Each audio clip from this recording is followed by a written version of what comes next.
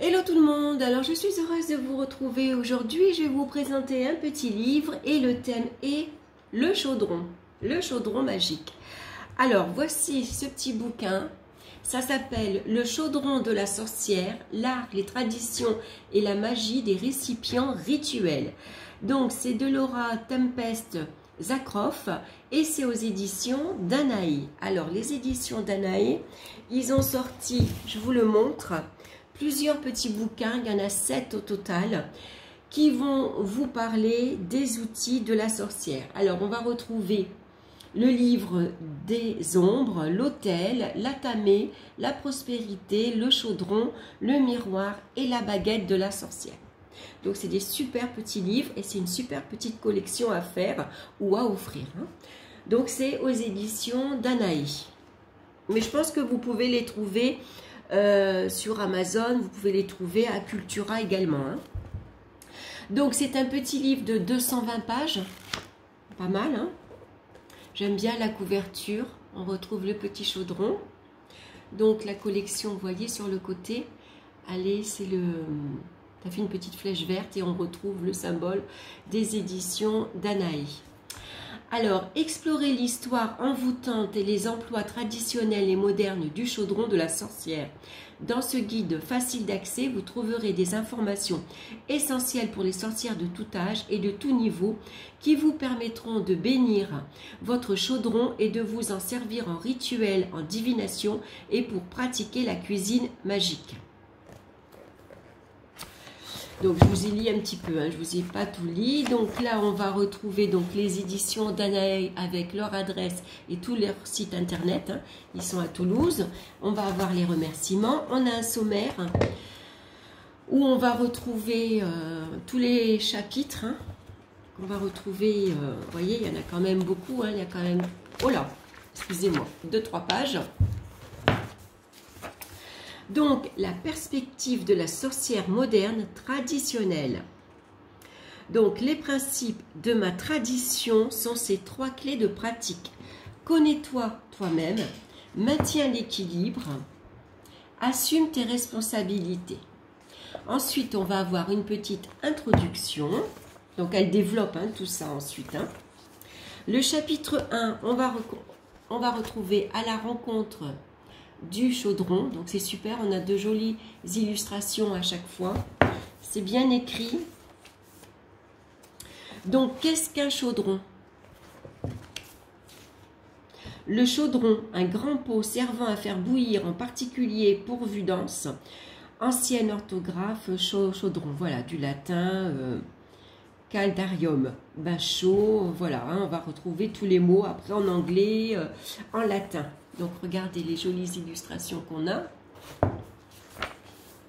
Donc, les bases du chaudron, les examens du symbolisme, les 9 emplois du chaudron. Alors, ça, c'est pas mal. On va avoir le contenant, le faiseur, le transformateur, le purificateur, le portail, le marqueur, le tambour, la divination, la renaissance. Donc, le chapitre 2, le chaudron dans l'histoire et dans le mythe. Donc, ça, c'est super. On va avoir ici le chaudron caché, l'histoire et le développement du chaudron. Fabuleux chaudron de festin dans l'histoire. Conspiration du chaudron. Donc, on va avoir les chaudrons sacrés et sacrificiels.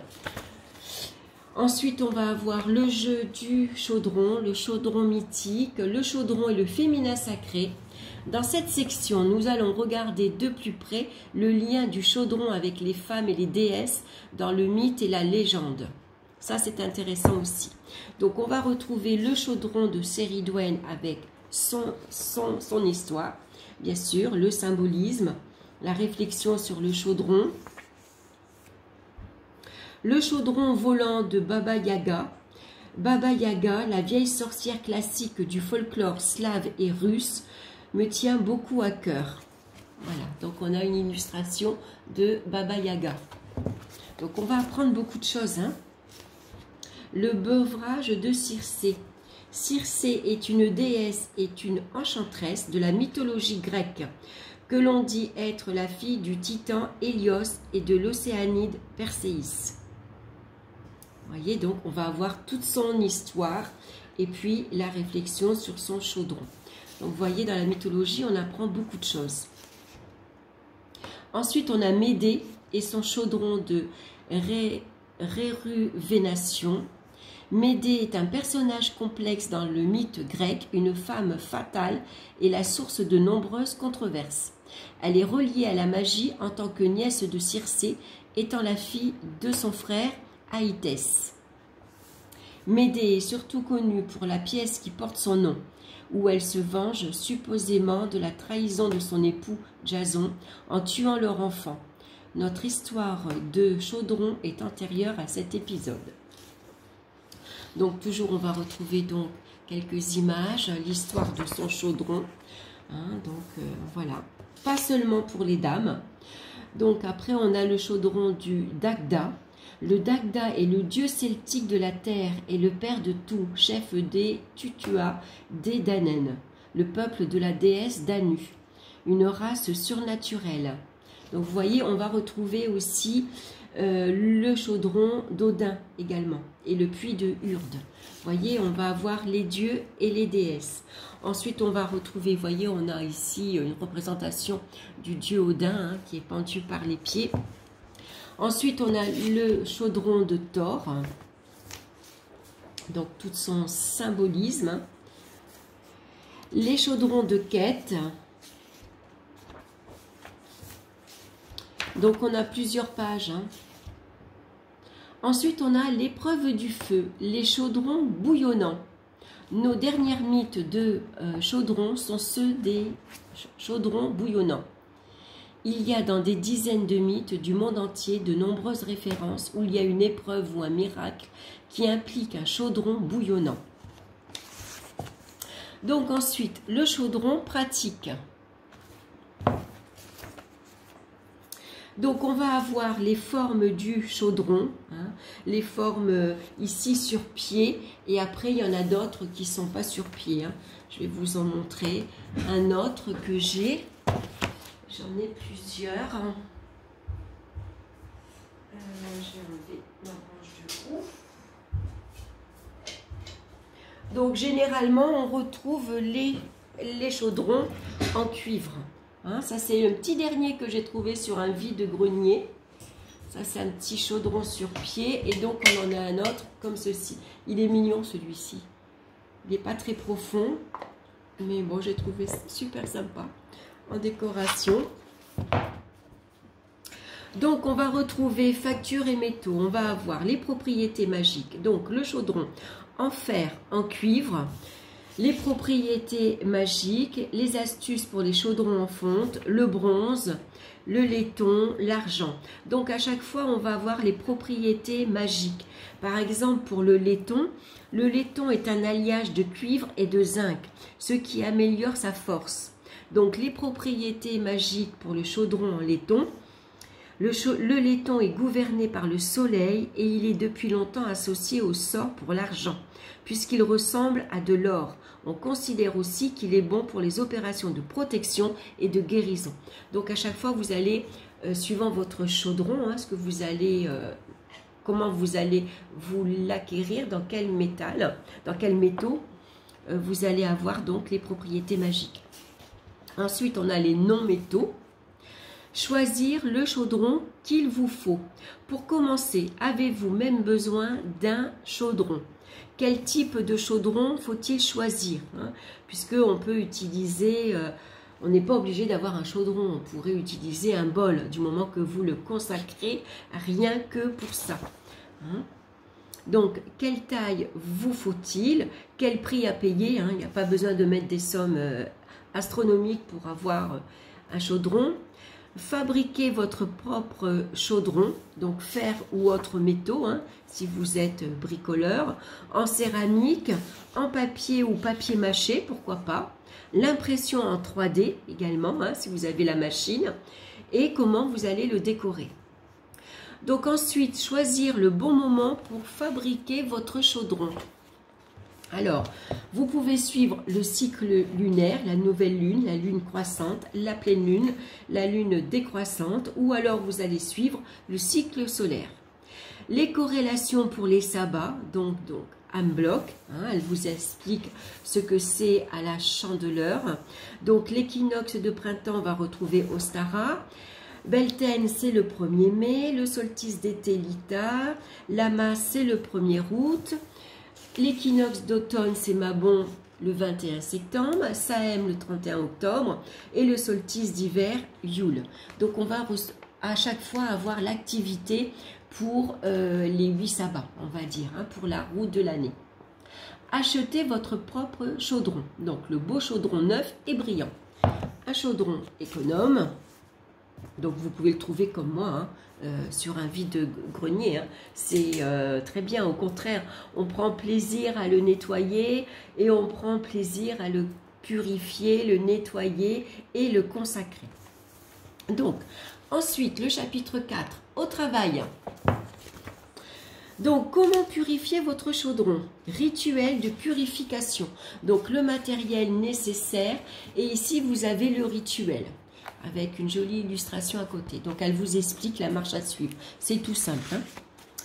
Accueillir votre chaudron, le rituel d'accueil, bénir votre chaudron, bénédiction par les éléments, le rituel de bénédiction par une divinité si vous voulez. Donc, vous pouvez avoir la déesse Sériduène ou vous pouvez choisir le dieu d'Agda, hein, ou la bénédiction d'Hécate pour bénir votre chaudron.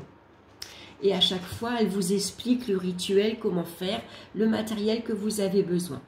Le chaudron consacré. À quoi vous allez consacrer votre chaudron? Donc, comment faire? Exemple d'ajout pour le rituel par les éléments. Exemple d'ajout pour le rituel par une divinité. Harmoniser votre chaudron. Entretenir et nourrir votre chaudron. Ça, c'est important.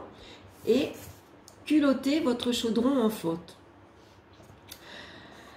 Alors, le culottage fait référence au revêtement produit par l'application d'une couche de graisse animale ou végétale que l'on fait cuire dans un récipient de cuisine en fonte. Cette couche empêche la surface d'attacher et tend à s'améliorer plus on se sert du récipient et plus on en prend soin. Donc, quand le malheur frappe votre chaudron en fonte, la méthode de l'huile de coude, hein, l'espace de travail autour de votre chaudron. Hein, donc ça, on va vous parler de votre hôtel. La sécurité du chaudron. Donc, bien sûr, il y a les dangers. Hein, il faut faire attention comment vous allez utiliser votre chaudron. Hein. Attention aux outils, si vous allez utiliser de l'huile, une bougie par rapport au feu et tout ça. Donc, ensuite, il y a des chaudrons avec un couvercle. Vous voyez, moi, ces deux-là, il n'y en a pas. Le petit tout, il en a un.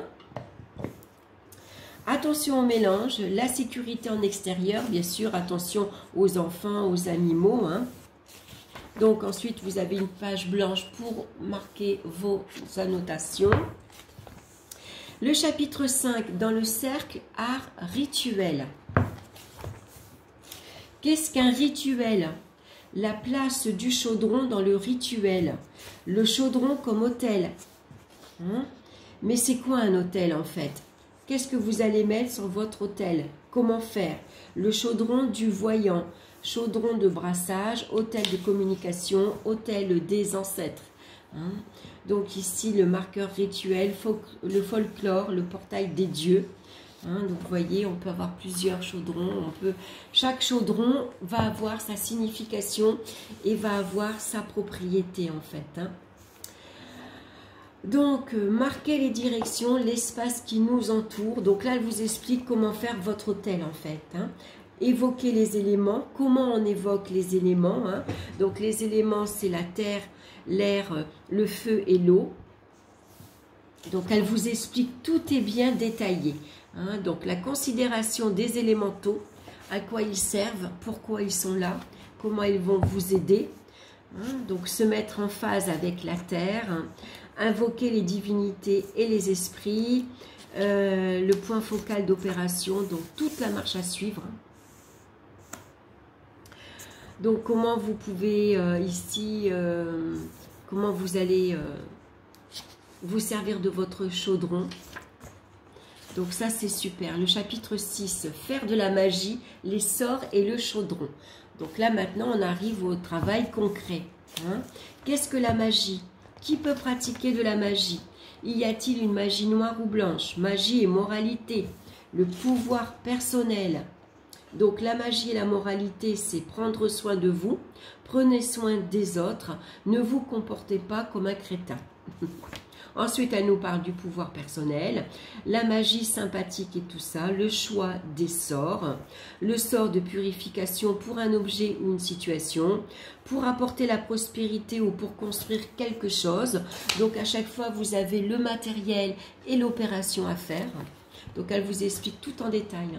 Donc, vous allez avoir des sorts pour attirer l'argent, pour apporter la créativité et l'inspiration, les sorts pour l'amour de soi et pour attirer l'amour dans votre vie, les sorts pour l'amitié, les sorts de bannissement, les sorts de protection pour la maison, les sorts d'enchaînement.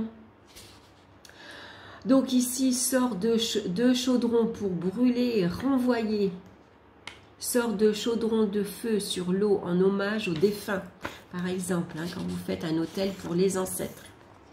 Donc, voyez, on va avoir plusieurs sorts.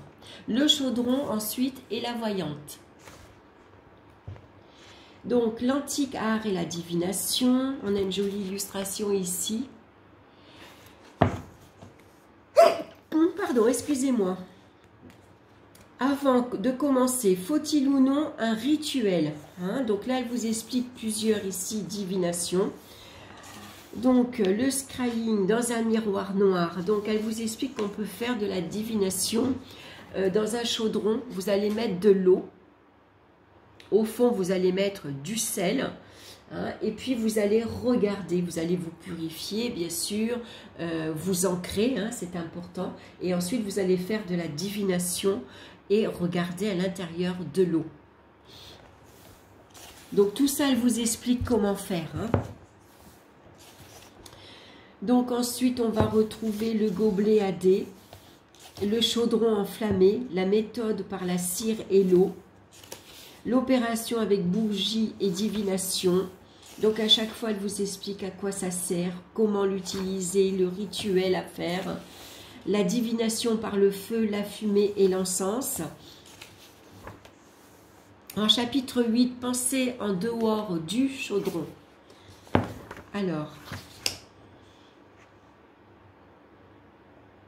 les coussins du chaudron et le chaudron peu conventionnel.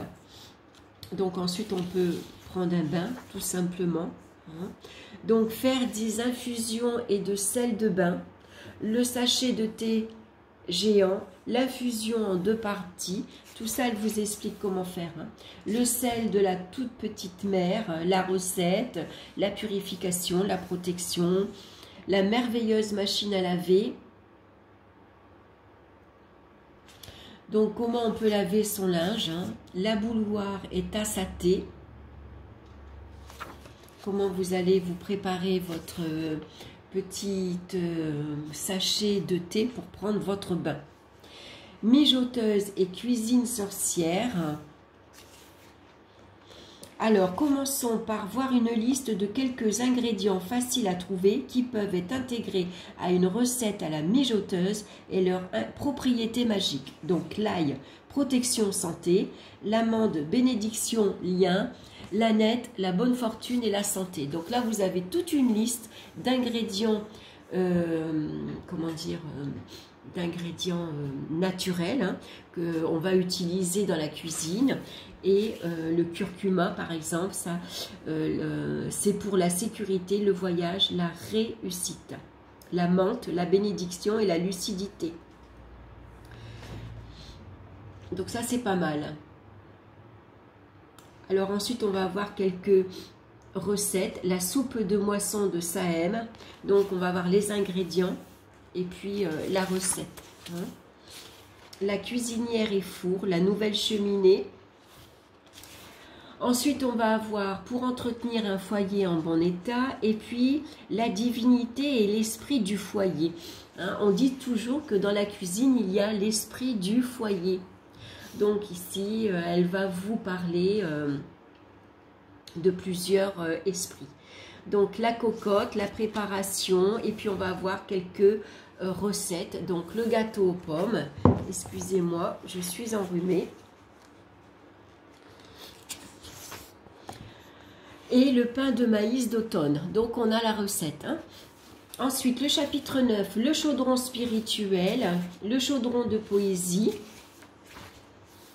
né du chaudron, la méditation par la transe, la méditation des chaudrons intérieurs, le chaudron ultime, le mantra du chaudron d'assurance. Mes pieds sont sur la terre, mes murs sont forts et ronds, en moi brûle un esprit puissant, beau et profond. Donc elle vous explique à quoi va se servir ce mantra et comment l'utiliser. Donc en conclusion, refermez le chaudron et on va retrouver en fin du livre la bibliographie. Donc c'est un livre et les lectures conseillées et documentation. Donc c'est pas mal, hein, on va avoir plusieurs livres. Alors bien sûr, souvent c'est des livres en anglais. Ensuite, au sujet des plantes et de la magie, encens, infusion et autres. Et puis on va retrouver donc le miroir de la sorcière, ici, dans la même collection, et l'ouvrage du même auteur. L'hôtel de la sorcière, l'atamé de la sorcière. Vous voyez, tous les petits livres que je vous ai montrés, on les retrouve à la fin. Donc on va avoir ici une description un peu du livre. Hein. Voilà, je trouve que c'est des petits livres super intéressants. Si vous vous intéressez à la magie et si vous commencez voilà, à vous lancer dans la magie, elle vous explique donc comment faire un hôtel, comment utiliser un chaudron, à quoi il sert, comment vous allez pouvoir l'utiliser. Donc c'est super intéressant. On apprend également beaucoup de choses sur l'histoire. Hein. Et il est au prix de 16 €. Voilà, donc j'espère que cette petite vidéo vous aura plu.